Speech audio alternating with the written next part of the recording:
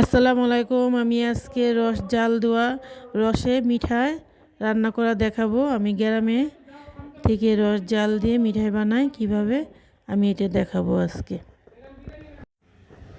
এই রস জাল দিয়ে আমরা মিঠাই বানাইয়া প্রতি বছর রাখি। আমারই বোন জামাই এই রসটা জাল দেয়। আজকে আমি বানাবো কিভাবে।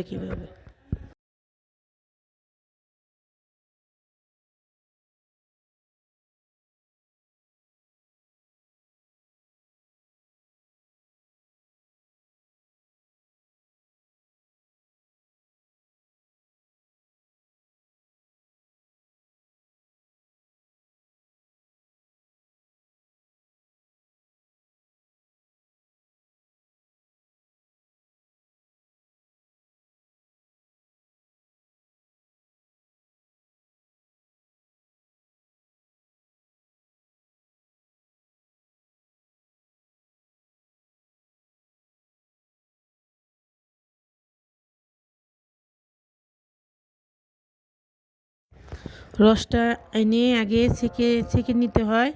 রসটা ছেঁকে চুলা দিয়ে, এটাকে চুলা বলে না, এটা ধাপাল বলে। এটাতে এই যে কাঠেরই বানাই নিছে, এটাতে রস জাল দেয়। এখন রস জাল দিবে, সুন্দর করে রসটা জাল দিব।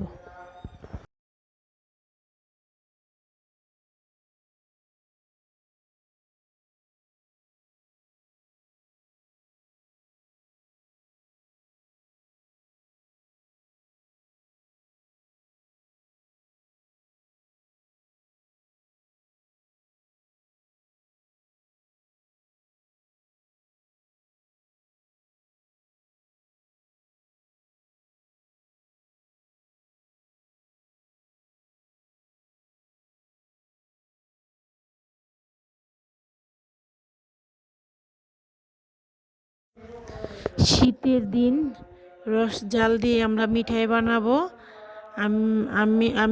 আমরা সবাই মিঠাই বানাবো।